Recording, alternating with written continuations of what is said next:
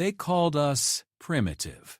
They called us weak. The Zeltharian Empire had conquered 1,000 worlds, enslaved entire species, and turned civilizations into dust with their advanced technology. For 3 millennia, they had been the undisputed rulers of this galaxy, their crystal ships cutting through space like death itself. But they made one critical mistake. They underestimated the species that had crawled out of caves, survived ice ages, and turned a dying rock into a garden. They thought humans were just another backward race to be absorbed into their vast empire.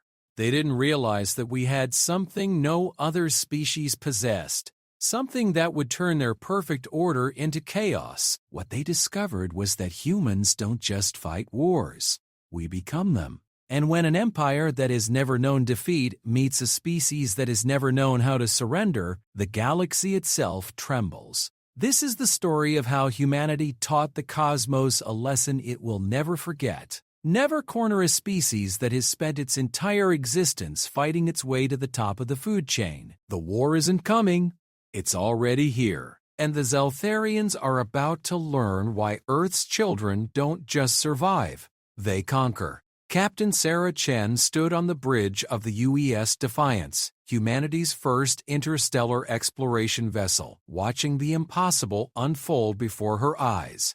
The massive crystal structure that had appeared at the edge of the solar system defied every law of physics she knew. It was the size of Manhattan, translucent yet somehow solid, pulsing with an inner light that seemed to bend space around it. "Ma'am, we're receiving a transmission," Communications Officer Rodriguez called out, his voice tight with barely controlled excitement.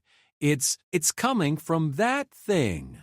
Sarah nodded grimly. After 3 months of trying to establish contact with the mysterious object that had simply materialized near Pluto, they were finally getting a response. The object had remained completely silent, ignoring every attempt at communication, every probe they'd sent, every signal they'd broadcast. Now suddenly, it was ready to talk.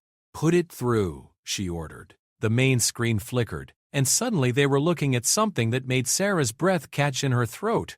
The being before them was tall, easily 8 feet, with skin that seemed to shimmer like liquid mercury. Its eyes were pure white orbs without pupils, and when it spoke, its voice carried the weight of absolute authority. "Primitive creatures of the 3rd planet," the being said, its words somehow translated perfectly into English. "I am High Commander Vexhai of the Zeltharian Empire. Your species has been observed and catalogued. You will surrender your world and submit to imperial authority. Resistance will result in your total annihilation." Sarah felt her jaw tighten. She'd been in the military for 20 years, had fought in 3 wars, and had never backed down from a fight. She wasn't about to start now, especially not when the entire human race was at stake. "This is Captain Sarah Chen of the United Earthship Defiance," she replied, her voice steady despite the magnitude of what was happening. "Earth doesn't surrender to anyone. If you want our world, you'll have to take it." The alien's expression didn't change, but something in those white orbs seemed to shift. "Your ignorance is amusing, Captain Chen. The Zeltharian Empire has conquered over 1,000 worlds. We have reduced entire civilizations to cosmic dust. Your primitive technology is no match for our power." As if to demonstrate, the crystal ship fired a beam of pure energy that vaporized an asteroid the size of a small moon. The display of power was meant to intimidate, to show humanity exactly what they were up against. But Sarah Chen wasn't easily intimidated. "Impressive light show," she said calmly. "But if you're trying to scare us, you're wasting your time. Humans don't scare easily." High Commander Vexahai tilted his head as if studying a particularly interesting insect. "Your species' psychological profile indicates a tendency toward irrational aggression and self-destructive behavior. This confirms our assessment. You are too primitive to recognize your own limitations." "Primitive?" Sarah almost smiled. "Commander, We may not have crystal ships or energy beams that can destroy asteroids, but we have something you obviously don't understand.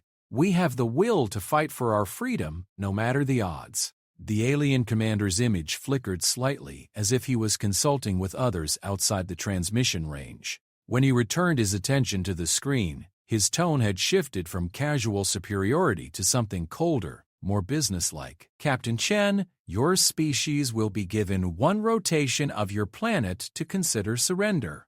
During this time, we will establish orbital stations around your world to monitor compliance. Any attempt to leave your system or develop weapons capable of threatening our forces will result in immediate retaliation against your population centers." The transmission cut off, leaving the bridge of the Defiance in stunned silence. Sarah stared at the blank screen for a long moment, then turned to her crew. Every face showed the same mix of fear and determination that she felt in her own heart. "Rodriguez, get me a direct line to Earth Command. Priority Alpha clearance. Connection established." The screen flickered again, this time showing the familiar face of Admiral Jackson Hayes, the grizzled veteran who commanded Earth's combined military forces. His expression was grim as he leaned forward in his chair. "Sarah, tell me you've got good news." "Afraid not, Admiral. We've made contact, and it's not the friendly neighborhood aliens we were hoping for. They call themselves the Zeltharian Empire, and they've given us 24 hours to surrender." Admiral Hayes rubbed his forehead. "Surrender to what? A single ship? According to their commander, they've conquered over 1,000 worlds. This might just be their advanced scout." Sarah paused, choosing her words carefully. "Admiral, they vaporized a moon-sized asteroid like it was nothing. Their technology is far beyond anything we have. Recommendations, Captain?" Sarah didn't hesitate. "We fight. Against impossible odds? The odds have never stopped us before." Sarah's voice carried the conviction of someone who had seen humanity at its worst and best. "Sir, they called us primitive. They think we're just another species to be added to their collection. They don't understand what they're dealing with." Admiral Hayes was quiet for a moment, then nodded slowly. "I'll convene an emergency session of the World Council. But Sarah, I want you to know that if this goes sideways, Earth is counting on people like you to buy us time." "Understood, sir." The transmission ended, and Sarah turned back to her crew. The next 24 hours would determine the fate of humanity, and she had no intention of spending them cowering in fear. "All hands, this is the captain. By now you've all heard what's happening. An alien empire has demanded our surrender, and they've given us 24 hours to comply." She paused, looking each crew member in the eye.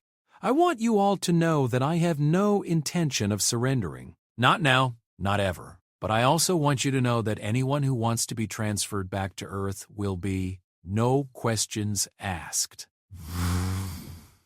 She waited, but not one person moved. "In that case, let's get to work. Rodriguez, I want continuous monitoring of that crystal ship. Any change in its position or energy signature, I want to know immediately. Thompson, start running diagnostics on all our weapon systems. I know they're primitive compared to what we just saw, but they're what we have." Lieutenant Thompson, the ship's weapons officer, looked up from her console. "Ma'am, our railguns and missile systems aren't going to do much against that kind of technology." "Maybe not," Sarah acknowledged.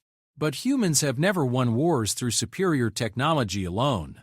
We win through superior tactics, superior determination, and superior will. And if there's one thing our history has taught us, it's that David can beat Goliath if he's smart enough and stubborn enough." Over the next several hours, the Defiance became a hub of frantic activity. Every system was checked and double-checked, every possible scenario was war-gamed, and every crew member prepared for what might be their final battle. Meanwhile, similar preparations were taking place all across Earth as the planet's military forces mobilized for a war they couldn't possibly win through conventional means. But Sarah Chen had spent her career studying military history, and she knew that the most successful battles were often won not through brute force, but through understanding your enemy's weaknesses and exploiting them ruthlessly. The Zeltharians might have superior technology, but they also had something that could be used against them: arrogance. They had conquered 1,000 worlds, which meant they had 1,000 different experiences of species that had simply rolled over and submitted. They had no experience with a species that would rather die fighting than live in chains. That inexperience, that assumption that all species would react the same way, could be their downfall. "Ma'am," Rodriguez called out, interrupting her thoughts, "we're detecting multiple energy signatures materializing throughout the solar system." Sarah moved to the sensor station and studied the readings. Her blood ran cold as she saw what was happening. The crystal ships were arriving in force, not just one or two, but dozens of them, taking position around Earth like wolves circling their prey. "How many?" she asked. 47 confirmed so far, with more arriving every few minutes. Sarah nodded grimly. The Zeltharians weren't taking any chances. They were bringing enough firepower to turn Earth into a cinder if humanity refused to surrender, but they were also revealing something important about themselves. They were cautious. Despite their obvious technological superiority, they weren't willing to risk a fair fight. That caution could be exploited. "Ma'am, incoming transmission from the lead ship. Put it through." High Commander Vexihai appeared on the screen again, but this time his manner was different. The casual superiority was gone, replaced by something harder and more businesslike. "Captain Chen, your planet's response time to our ultimatum approaches its conclusion. Our fleet is now in position to begin the pacification process. I trust your leaders have chosen wisdom over futile resistance?" Sarah smiled coldly. "Commander, our leaders have chosen freedom over slavery. The answer is no. We will not surrender." For the first time since their initial contact, the alien commander showed emotion. His white eyes seemed to narrow, and his voice carried a note of genuine anger. "Your species' psychological profile indicated a probability of this response. Very well. Your world will serve as an example to other primitive species of the consequences of defying the Empire. The pacification will begin immediately." "Commander," Sarah interrupted, "before you start your pacification, I have a question for you." Vexai paused, perhaps curious about what this primitive human could possibly want to know. "In all your conquests, in all those 1,000 worlds you've taken, have you ever faced a species that fought back? Really fought back, I mean. Not just token resistance, but a species that was willing to do absolutely anything to remain free." The alien commander was silent for a moment. "Such resistance is futile. It only prolongs suffering." "That's not what I asked. Have you ever faced a species that refused to surrender no matter what you did to them?" Another pause. "No species is that foolish." Sarah's smile grew wider.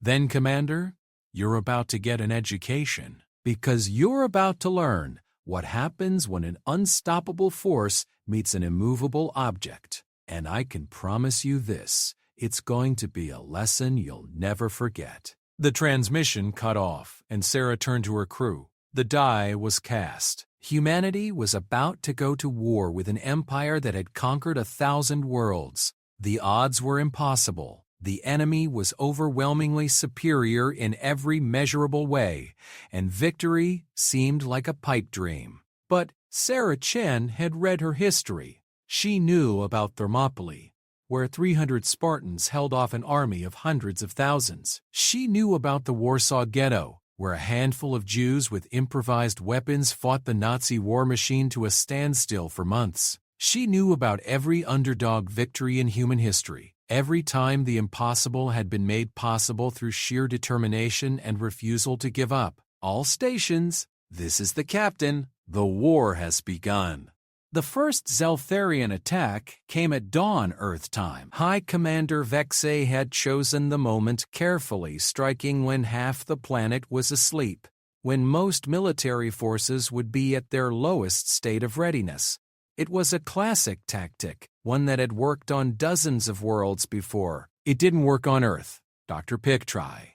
Elena Vasquez was already awake in her laboratory beneath the Swiss Alps, 3 miles underground in what had once been a particle accelerator facility. She'd been working for 18 straight hours, ever since the alien ultimatum had been delivered. Around her, a team of the world's brightest scientists and engineers worked frantically to analyze the energy readings from the Zeltharian ships. "Elena," called Dr. T. James Park from across the lab, "I'm seeing massive energy buildup from the alien fleet. They're charging weapons." Elena looked up from her calculations, her dark eyes burning with exhaustion and determination. "How long do we have?" "Maybe 10 minutes before they open fire. All units, this is Prometheus Base. The enemy is about to begin their attack. Initiate Protocol 7 immediately." Around the world, similar underground facilities received the message and sprang into action. Protocol 7 was humanity's last-ditch contingency plan, developed in the frantic hours after first contact. If humanity couldn't match the aliens in technology, they would have to be smarter, faster, and more unpredictable than any species the Zeltharians had ever encountered. High above, in orbit around Earth, Vexai stood on the bridge of his flagship, watching the primitive planet rotate slowly beneath him. His fleet was arranged in a perfect formation, each ship positioned to maximize the effectiveness of their bombardment. It was a formation that had been refined over centuries of conquest, tested on 1,000 worlds.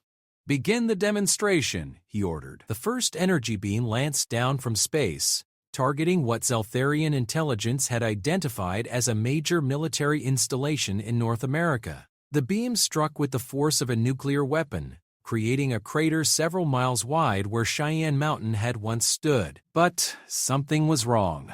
"Sir," reported his tactical officer, "sensors indicate the target was evacuated. No significant life signs detected in the impact zone." Vexai frowned. "Impossible. Our intelligence showed that facility was heavily occupied." A second beam struck a naval base in the Pacific with similar results. The base was completely destroyed, but there were no signs of the massive casualties that should have resulted from such an attack. It was as if the humans had known exactly where the strikes would fall. "Sir, we're detecting unusual energy signatures from multiple points on the planet's surface," the sensor operator reported. "I'm reading some kind of coordinated electromagnetic pulse pattern." Before Vexai could respond, every screen on his bridge went dark. 3 miles beneath the Swiss Alps, Elena Vasquez watched her screens with grim satisfaction as the electromagnetic pulse network she'd helped design sent coordinated bursts of energy into space. The technology was primitive compared to what the Zeltharians possessed, but it didn't need to be sophisticated. It just needed to be unexpected.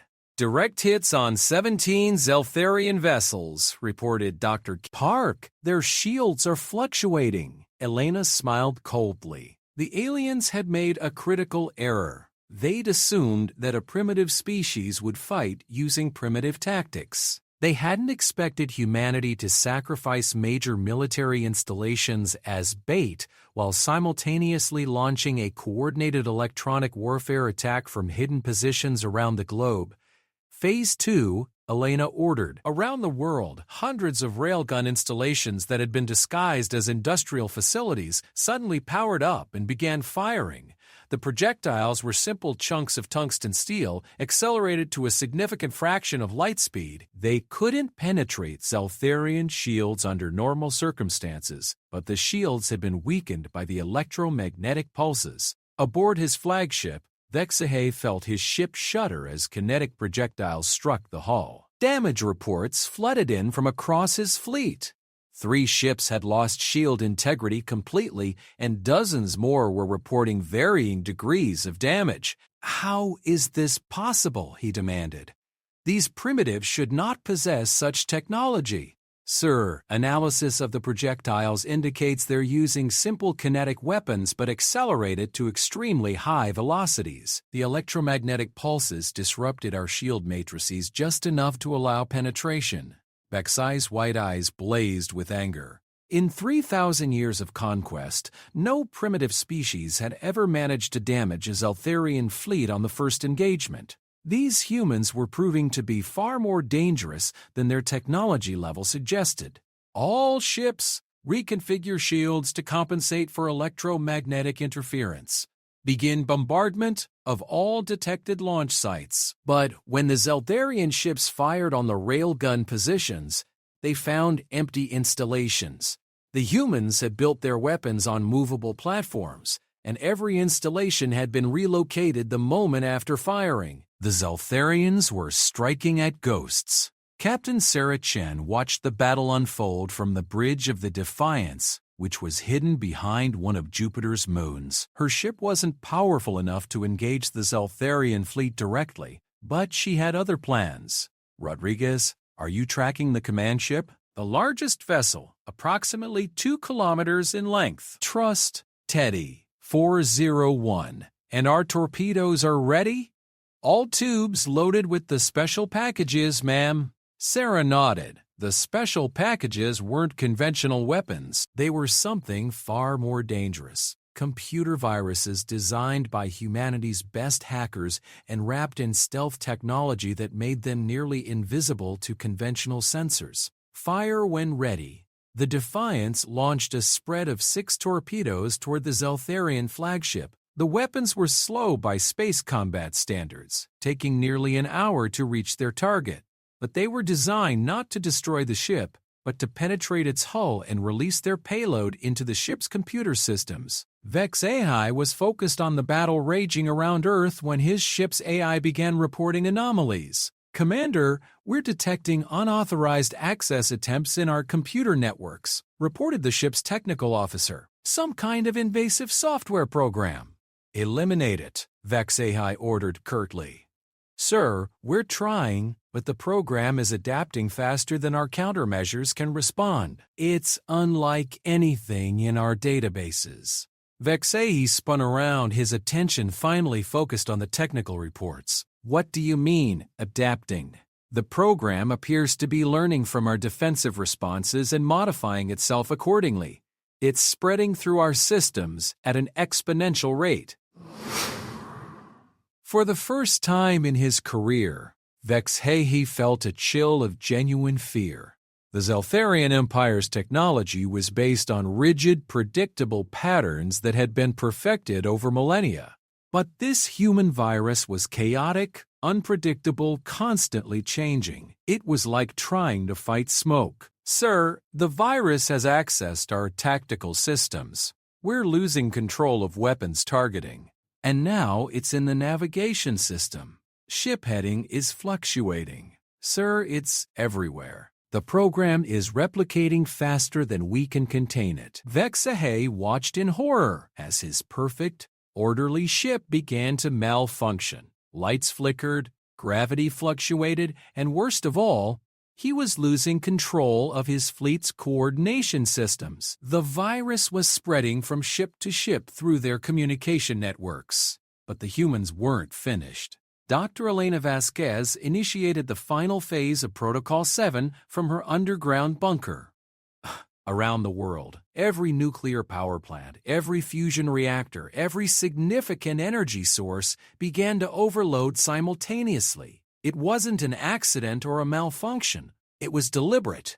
All personnel, evacuate to safe zones immediately, she announced over the global communication network. Operation Prometheus is now active. The Zeltharian sensors detected the massive energy buildup across Earth's surface, but their virus-infected computers couldn't properly analyze what they were seeing. Vex I, struggling to maintain control of his own ship, watched in confusion as energy readings spiked across the entire planet. What are they doing? He demanded.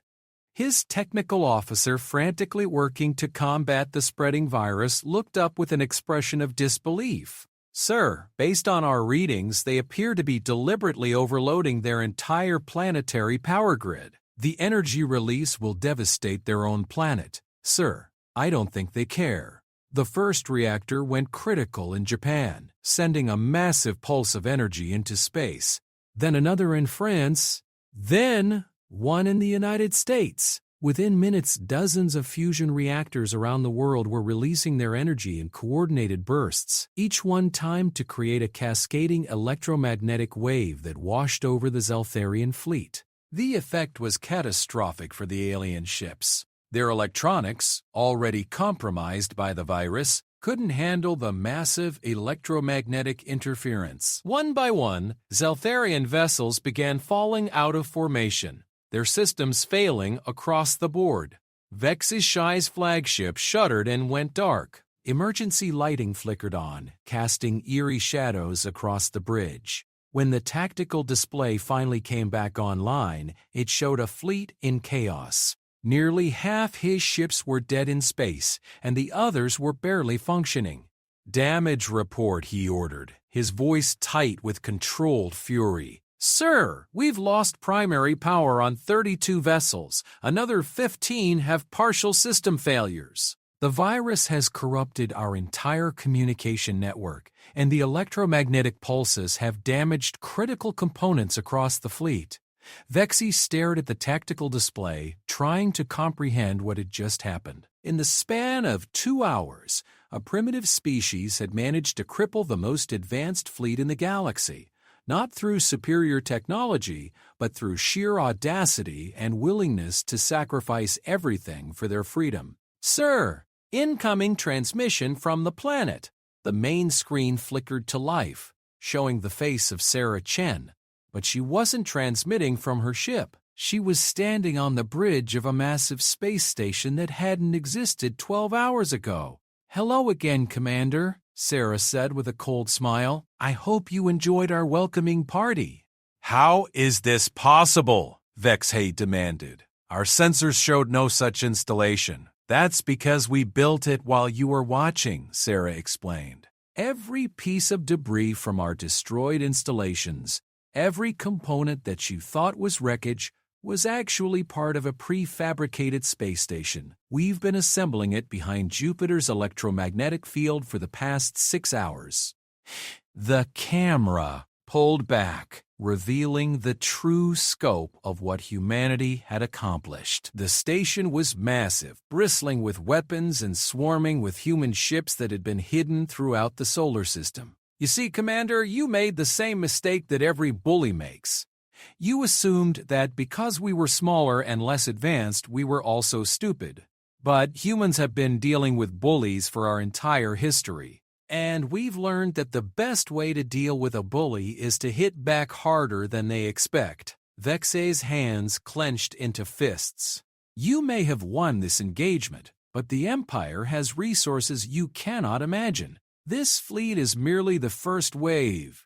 "I'm counting on it," Sarah replied, "because every ship you send gives us more opportunities to learn, to adapt, to become stronger. You've conquered 1,000 worlds, Commander, but you've never fought a species that gets stronger every time you hit it." The transmission cut off, leaving HFY alone with his crippled fleet and the growing realization that he had severely underestimated these humans. The Empire had faced resistance before, but never like this. Never from a species that seemed to view impossible odds as merely an interesting challenge.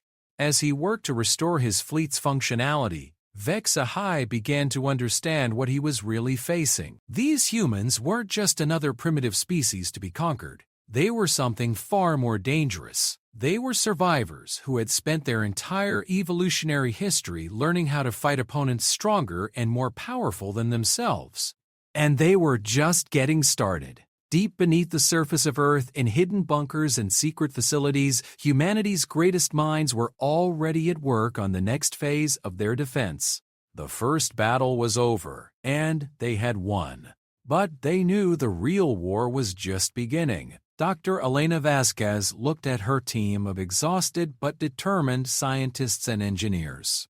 Phase 1 is complete. Now we begin Phase 2. The Zeltharians wanted a war with humanity. Let's give them exactly what they asked for. 3 months after the first battle, Commander Zektar of the Zeltharian Second Fleet arrived at the edge of the Sol system with 200 of the Empire's most advanced warships. He had studied the reports from Vexai's engagement with growing disbelief and anger. A primitive species had somehow managed to cripple an entire Zeltharian fleet using nothing but crude technology and suicidal tactics. It wouldn't happen again. All ships maintain formation Omega-7, Sektar ordered from his command bridge. Deploy adaptive shields and maintain maximum sensor sweep. These humans may have surprised our predecessor, but they will not catch us unprepared. The Second Fleet moved through the outer system with methodical precision, their sensors probing every asteroid, every moon, every possible hiding place where human ships might be waiting in ambush.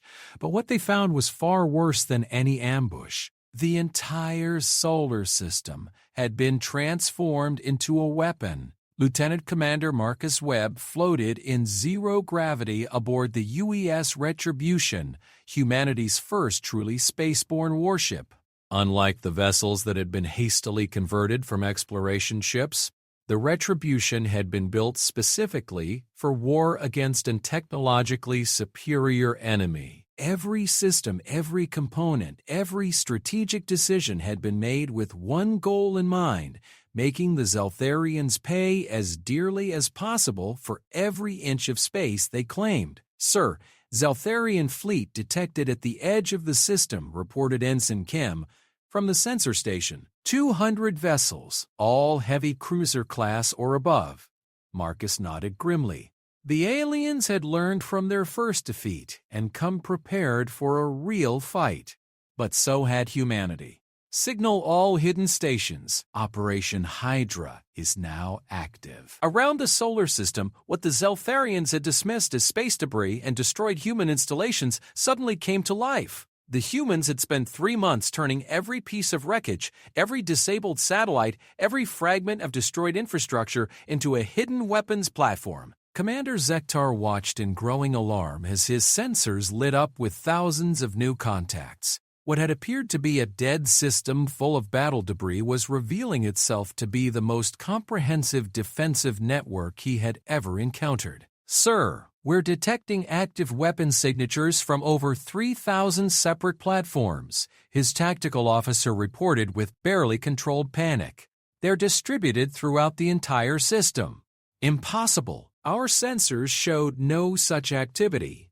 "Sir, analysis indicates the humans have been using our own energy emissions to mask their power signatures. Every time we scan a piece of debris, they absorb our sensor energy and use it to charge their weapons."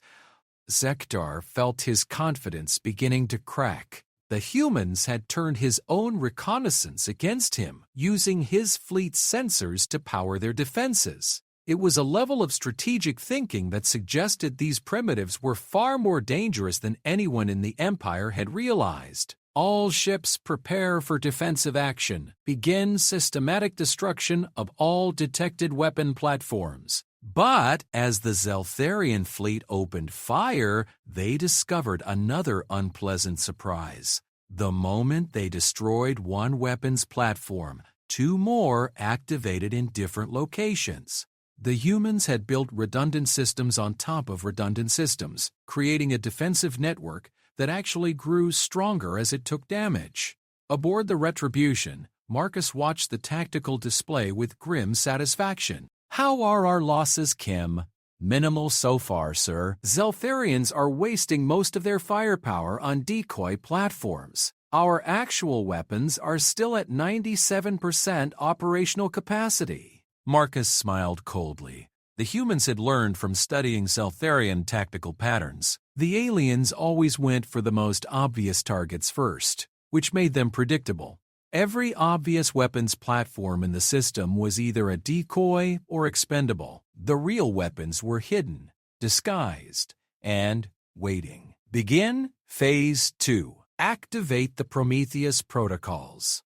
Throughout the solar system, hidden fusion reactors began to overload in a carefully coordinated sequence. But this time, instead of releasing their energy as electromagnetic pulses, the explosions were shaped and directed through a network of gravitational lenses that humanity had been secretly installing around every major celestial body. The effect was devastating. Focused beams of nuclear fire lanced across space, striking Zeltharian ships with the concentrated power of stellar cores. Shields that could withstand asteroid impacts crumpled under the assault. Ships that had survived 1,000 battles were reduced to expanding clouds of superheated plasma. "What is happening?" Zektar demanded as his fleet began to disintegrate around him. "Sir, the humans appear to have weaponized their entire star system. They're using controlled fusion explosions focused through gravitational manipulation to create directed energy weapons of unprecedented power." That's impossible. Such technology requires computational abilities far beyond their demonstrated capabilities. "Sir, I believe they're using quantum processing networks. Our intelligence indicated they had primitive quantum computers, but it appears they've linked them into a system-wide network using quantum entanglement." Zektar stared at his tactical display in growing horror. In 3 months, these humans had somehow leaped from primitive chemical rockets to weapons that rivaled the Empire's most advanced technology. Not through superior engineering, but through sheer audacity and willingness to take risks that no sane species would consider. They had turned their entire solar system into a single massive weapon, and they were using it with terrifying effectiveness. "Sir, we've lost 60 ships and counting. Request permission to withdraw and regroup. Denied." Zektar snarled. "The Empire does not retreat from primitives. All ships execute Pattern Delta. We're going to punch through their defenses and end this war at their home world." The remaining Zeltharian ships formed up into a tight formation and accelerated toward Earth, their shields overlapping to create a nearly impenetrable defensive shell. It was a tactic that had broken the defenses of dozens of worlds, allowing the Empire to bring overwhelming firepower to bear on a planet's population centers. It had never failed before. Marcus Webb watched the alien formation approach and felt a cold smile spread across his face. The Zeltharians were doing exactly what humanity's strategic planners had predicted they would do. When faced with unexpected resistance, they would fall back on their proven tactics, never considering that their enemies might have learned to anticipate those very tactics. Signal all ships. Execute Operation Thermopylae. What happened next would be studied by military strategists for generations to come. As the Zeltharian fleet approached Earth, they found their path blocked not by a few human ships, but by a single massive structure that hadn't been there during their initial approach. It was a space elevator, but not like any Empire had ever encountered.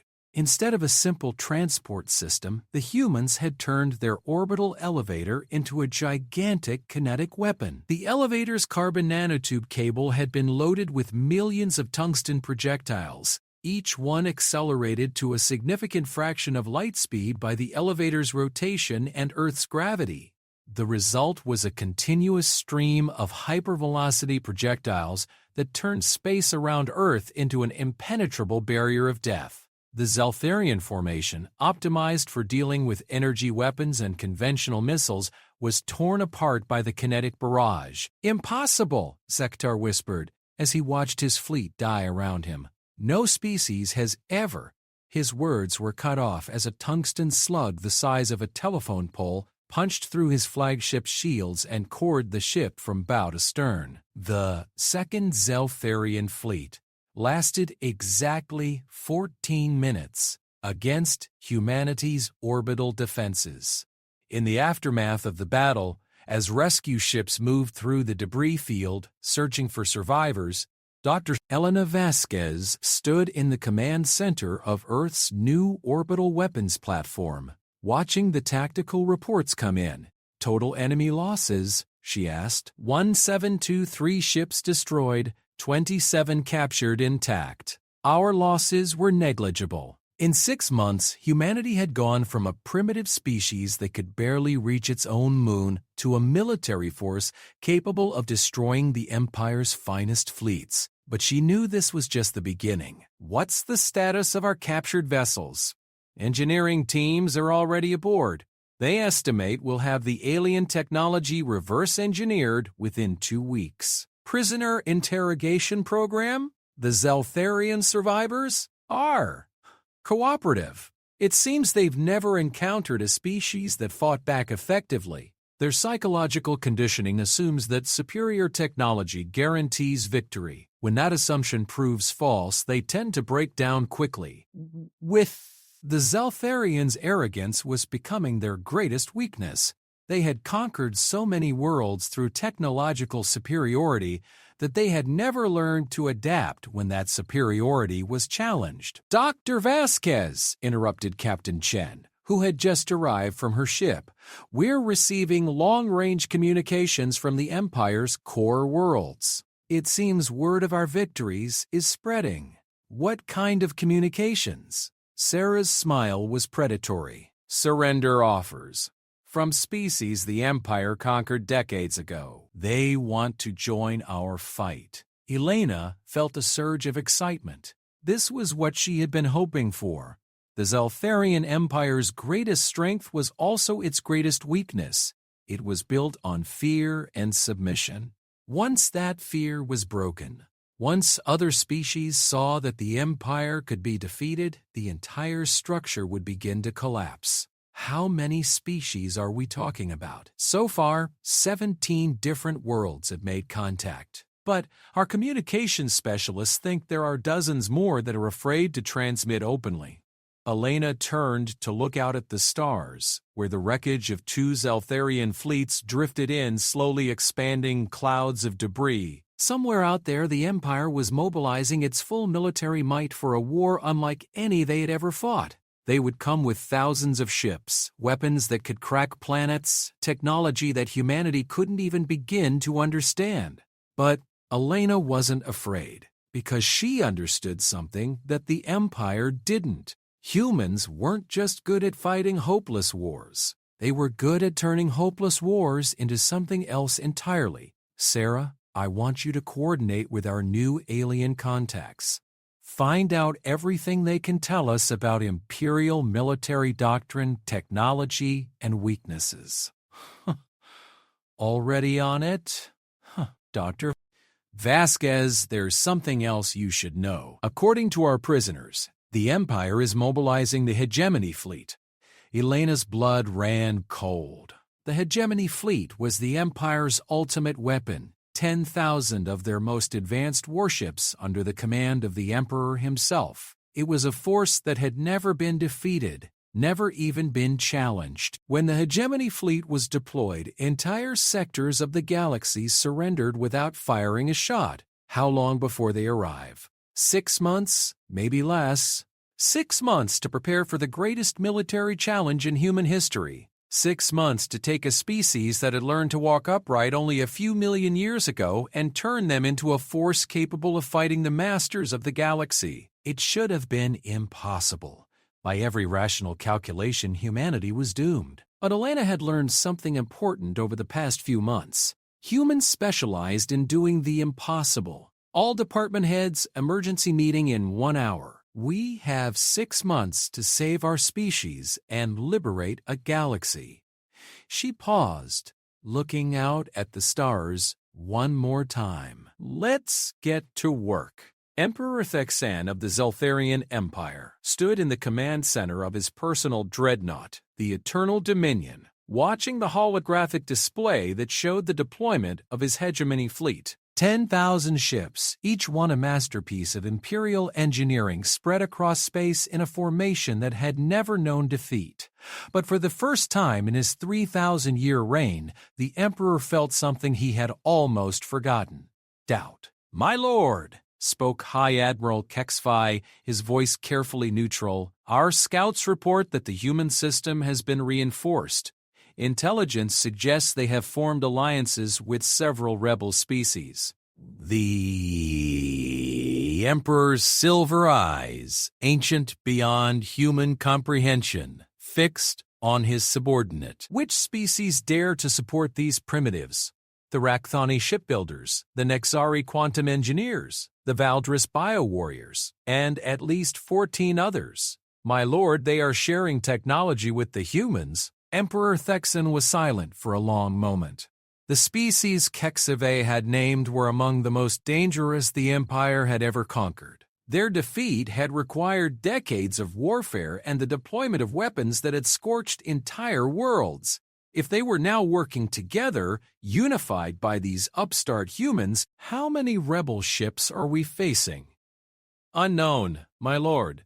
Long-range sensors are being jammed by some kind of quantum interference pattern, but our estimates suggest at least 5,000 vessels. The Emperor turned back to the display showing his fleet. 10,000 ships against 5,000 seemed like acceptable odds, but he had not survived 3 millennia by underestimating his enemies. These humans had already proved capable of the impossible twice. He would not give them a third opportunity.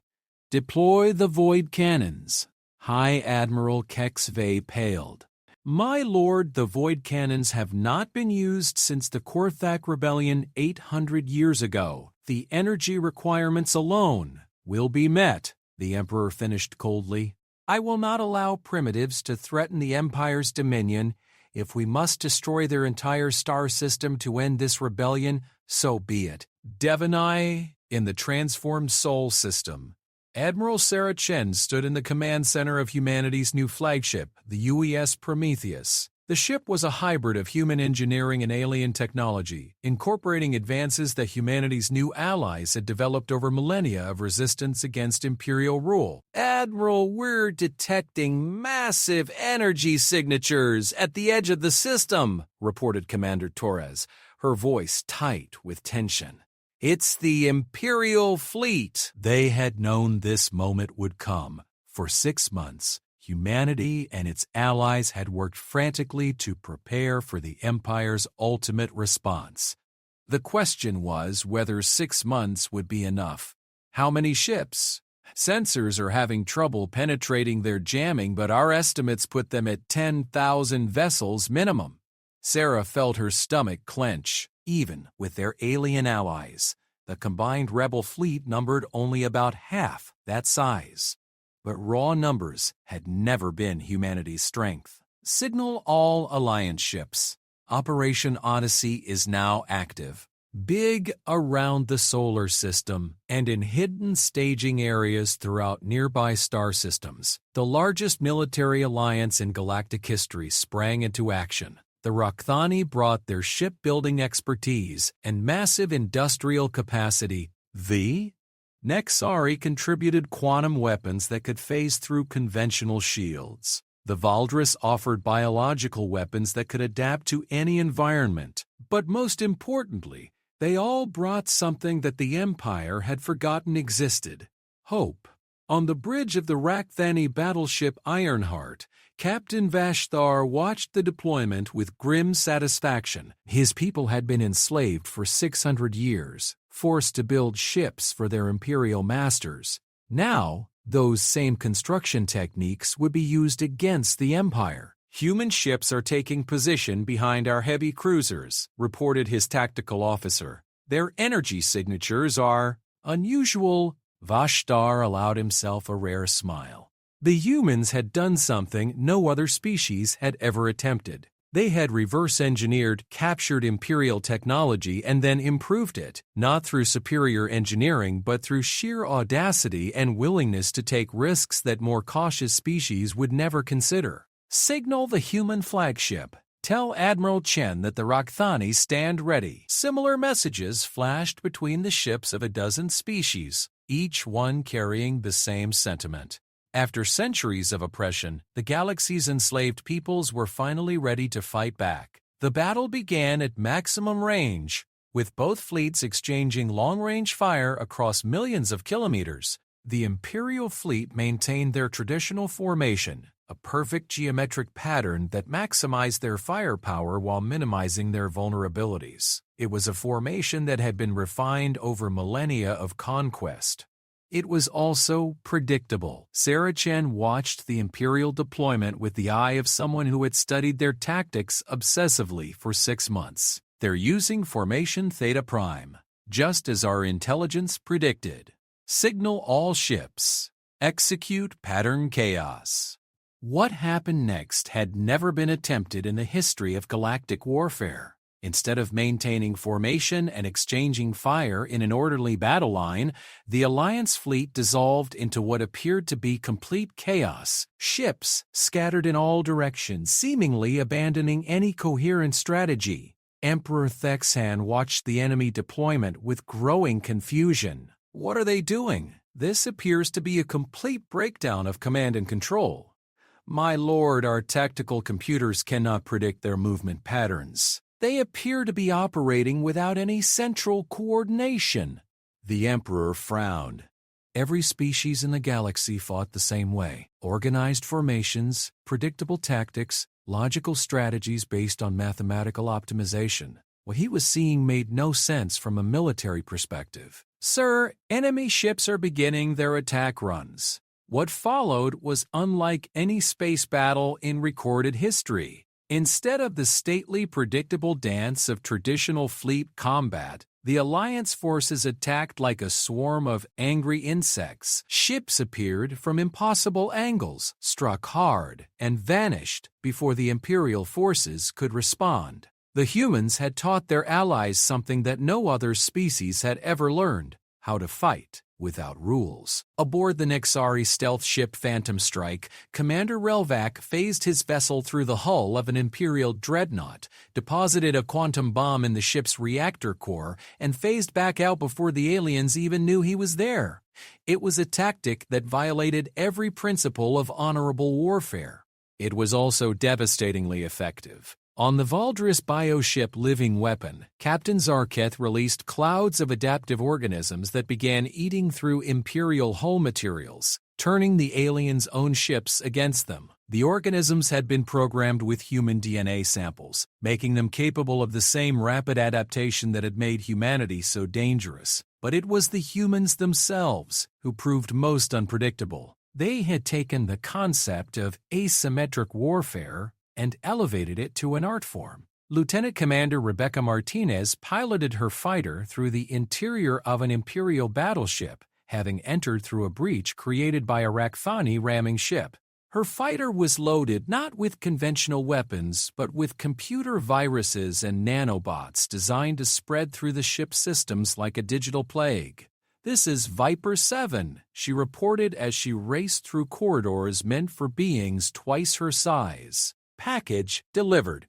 Imperial ship Dominator is now ours." The similar reports flooded in from across the battlefield. Human boarding parties were taking control of Imperial ships from the inside while their allies provided covering fire. It was a strategy that required perfect timing, incredible courage, and a willingness to accept casualties that would be unacceptable to any rational military planner. It was also working. Emperor Thexan watched in growing horror as his perfect fleet began to fall apart. Ships that should have been invulnerable were being destroyed or captured by forces that seemed to materialize out of nowhere. His tactical computers, designed to predict and counter any possible threat, were useless against enemies who refused to follow the rules of warfare. "My lord, we've lost over 2,000 ships. Our formation integrity is collapsing. Deploy the void cannons," the Emperor ordered. "Target their primary concentration." "Sir, the enemy forces have no primary concentration. They're distributed throughout the battle space in a pattern our computers cannot analyze." "Dick." The Emperor felt something he had not experienced in millennia: panic. His fleet, the most powerful military force in the galaxy, was being systematically dismantled by an enemy that refused to fight in any recognizable way. "All ships retreat to secondary positions. We need to regroup," and his order was cut off as the Eternal Dominion shuddered under a massive impact. On the main display, he saw something that chilled him to the bone. A human ship, no larger than a fighter, had somehow penetrated his flagship's shields and was boring through the hull like a living drill. "How is that possible?" he demanded.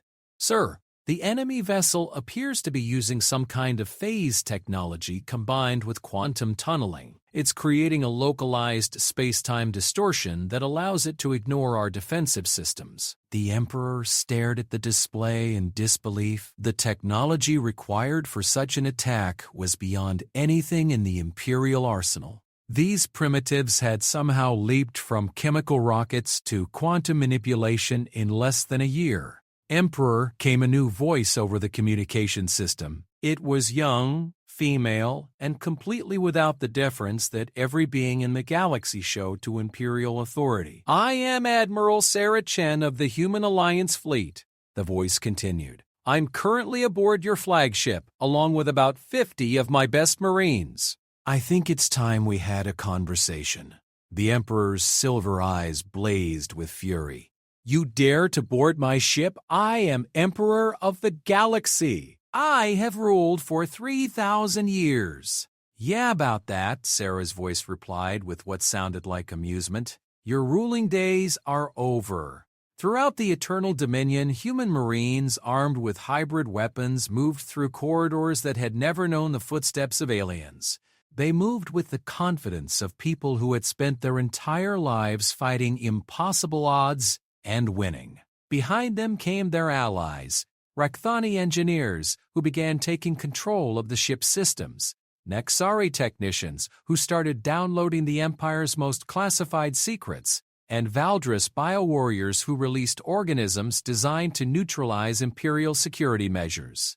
On the bridge, Emperor Texan found himself surrounded by beings from a dozen worlds, all of them species he had conquered and enslaved. But it was the human woman who commanded his attention. She was small by Imperial standards, her equipment primitive compared to his technology, but her eyes held something that he had not seen in 3 millennia, the absolute certainty of someone who had never learned to surrender.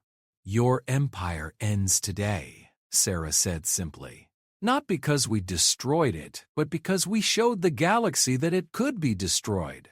Every species you've enslaved is rising up. Every world you've conquered is throwing off your chains." The Emperor looked at the tactical display, which showed his once mighty fleet in full retreat. Around the galaxy, similar displays would be showing Imperial forces under attack by species that had been dormant for centuries. "What do you want?" he asked, his voice hollow with defeat. Sarah smiled coldly. "What we've always wanted.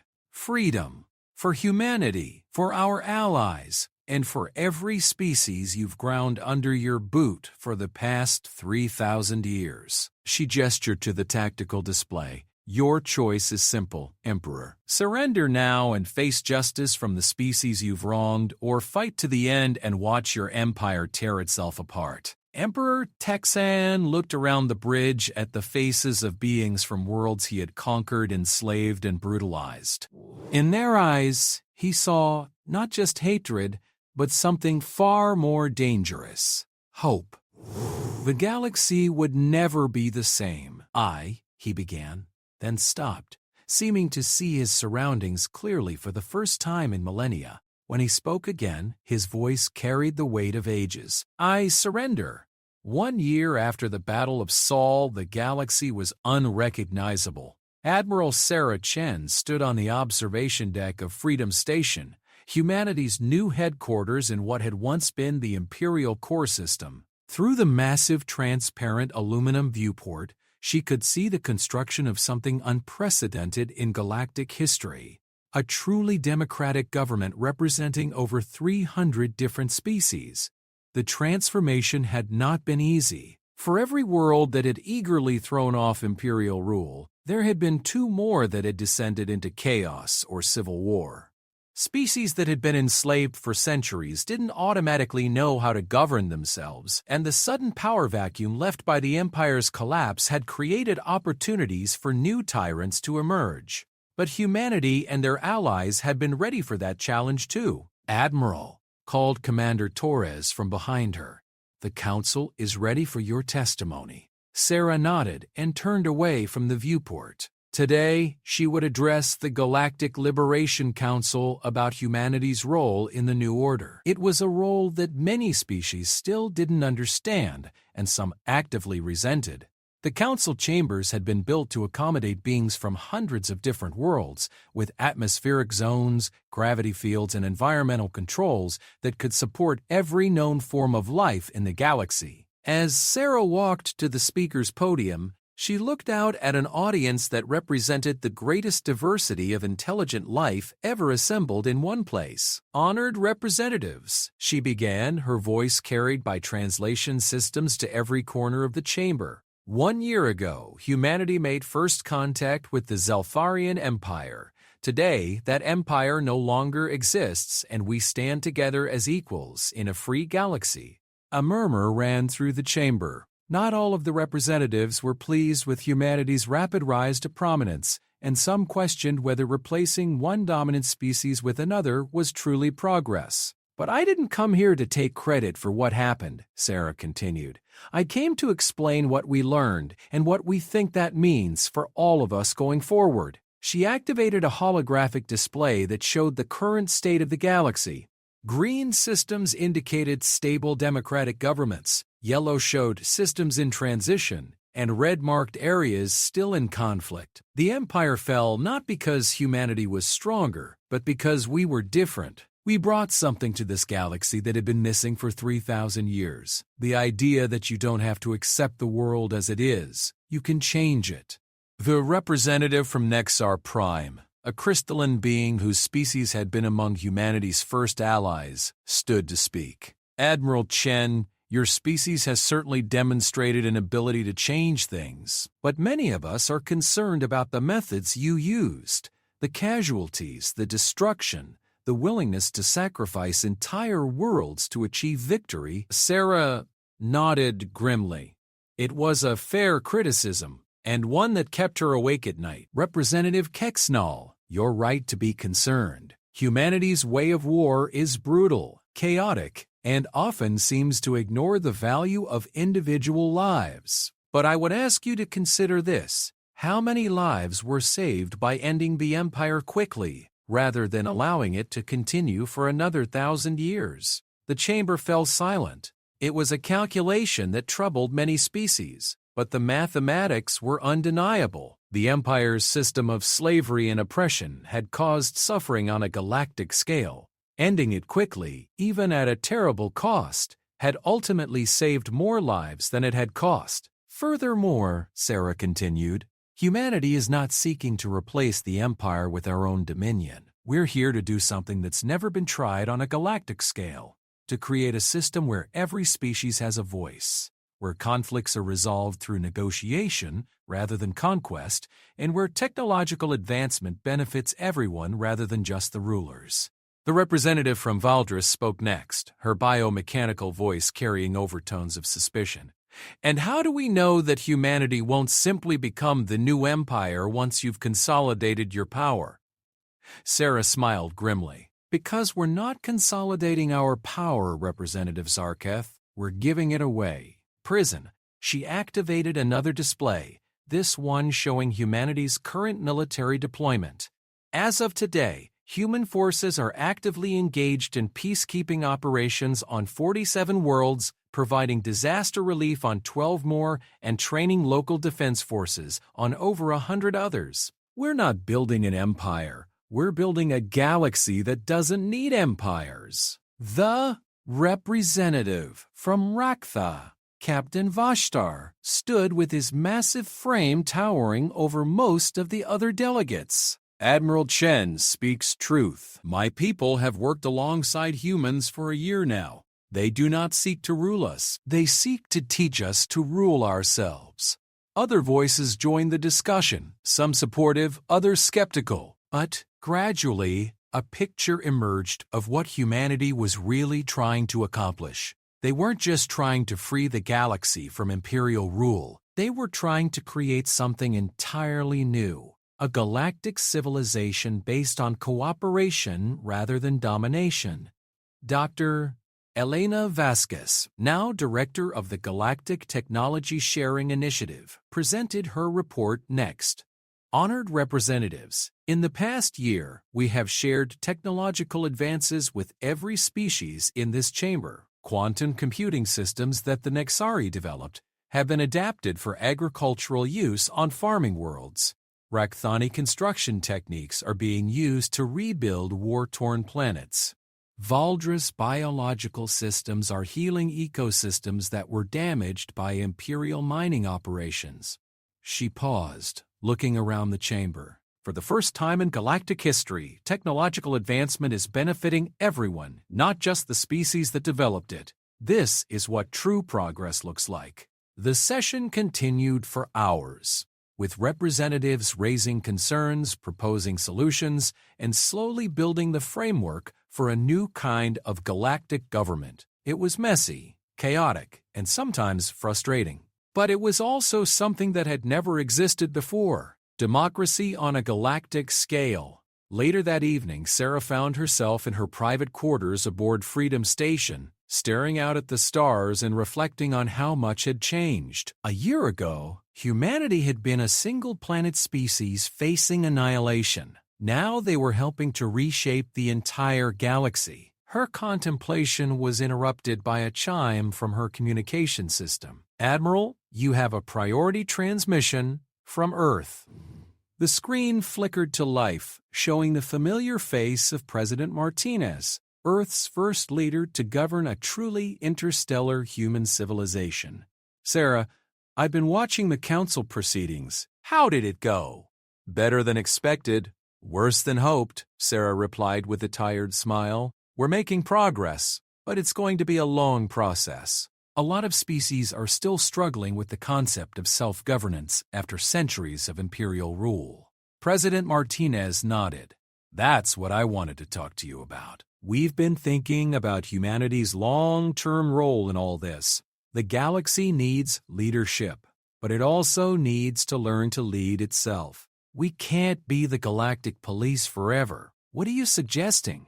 "A gradual transition. Over the next decade, we systematically transfer responsibility for peacekeeping, conflict resolution, and defense to the new Galactic Council. Humanity becomes one voice among many, not the dominant voice."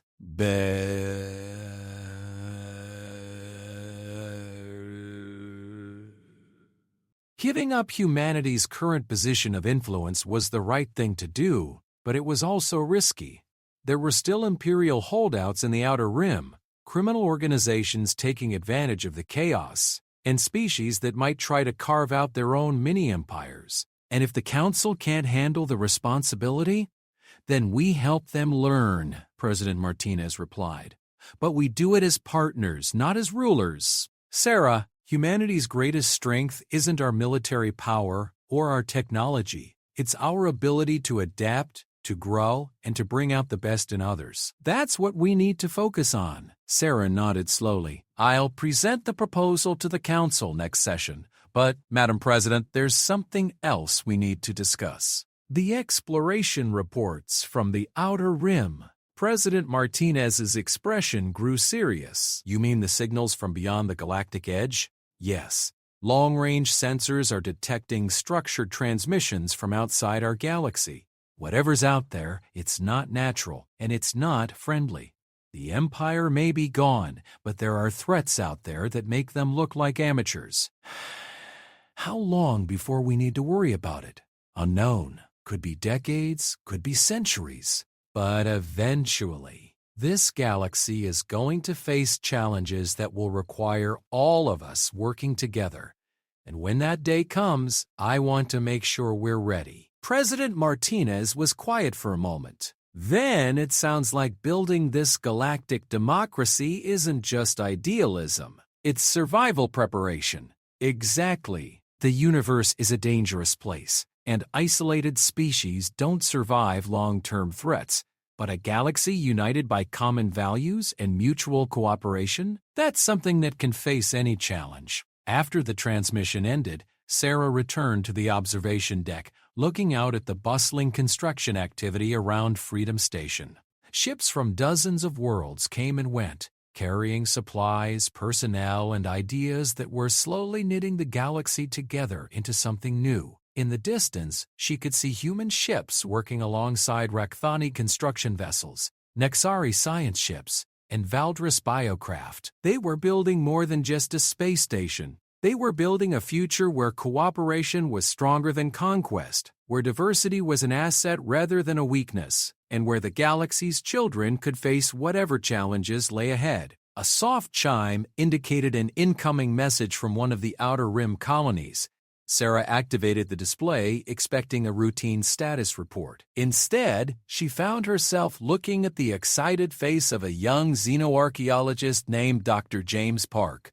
"Admiral Chen, you need to see this. We've found something in the ruins of an ancient Imperial research facility. It's a message from beings that existed before the Empire, before any of our current civilizations. And Admiral, they're warning us about something coming from outside the galaxy." Sarah felt a chill run down her spine.